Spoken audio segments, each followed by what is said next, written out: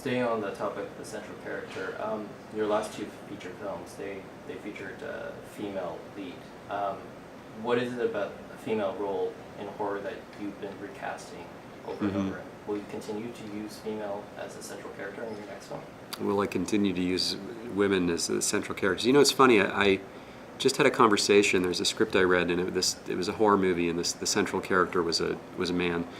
And I was trying to think of the great horror films that have been made that feature men as their central characters, and they're few and far in between, you know. And there are a number of reasons for that. Many of these reasons I'm probably not equipped to talk about. But I know that emotionally, in some ways, the horror films that I've been most connected to feature female protagonists. Mia Farrow and Rosemary's Baby. But also, you know, from that period, Ellen Burstyn as the mother in The Exorcist.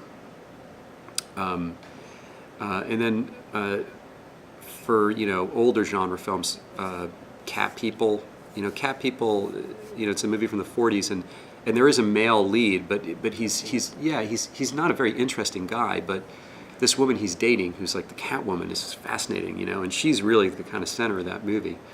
But all that said, I like the idea, and we'll see if whatever the third movie I do, I kind of like the idea of trying to make a horror film with a male protagonist, just almost as a challenge. A friend of mine mentioned Sinister as a movie that was made recently that had a male protagonist. And that was a movie I felt was kind of a confessional movie for the guy who made it. So I'm interested in making one, but it's going to be a challenge because all the really great ones are about women. I agree. You mentioned The Exorcist, and immediately my first thought when I heard about this film was that it must be has some inspiration from The Exorcist because it's the devil's incarnation. Did that film inspire you in any way? Well, The Exorcist was one of those films that changed my life. It probably it made me a poorer person having seen it because it just upset me so much. And I think the power of that movie was greater after I saw the film, like it was the nightmares that it gave me as a child. That almost was more of an influence on this movie than the film The Exorcist. And the imagery of The Exorcist, the tropes of the kind of, you know, possessed little girl with, you know, a white eyeballs, you know, and a pasty face, and a priest saying mass over her. You know, they instantly became cliches because the film is so powerful. And I wanted to make a movie that had none of that. And it's not that there haven't been really interesting movies made that riffed on that since then, but I wanted to stay as far away from kind of following that path as I could, because this movie was all about kind of taking some of these tropes. And yeah, if you read the kind of summary of what the movie is about, it doesn't sound like a movie you haven't seen. But the way that the film plays, I think audiences are going to realize that it is something that they haven't seen. It's all about starting at a place that you think you know and then going somewhere else. And hopefully people stay for that ride and they're happy at the end of it. First time in Fantasia? Mm-hmm. Yeah, this is my first time at Fantasia. This is my third film that showed.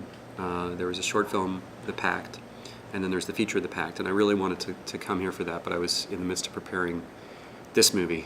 And so that I finally got here is great. The last time I was in Montreal was 25 years ago, when I came here to drink because of the lower age restriction. So now I get to be here legally. And what do you think of the city so far? I love Montreal, you know, and I'm going to explore it more, you know.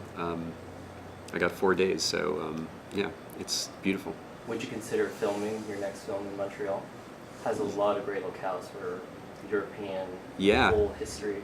It's one of the oldest cities in North America. Well, you know, when I think about cities in Canada that have been shot, you know, of course Vancouver is it's just like this, you know, at this point it's like a cliche.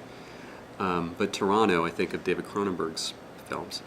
But here in Montreal, like this is, it's a beautiful particular city, and when I got here yesterday, I was thinking just that it would be a great city to shoot in, a very unique locale, just because it hasn't been shot out the way that other cities have.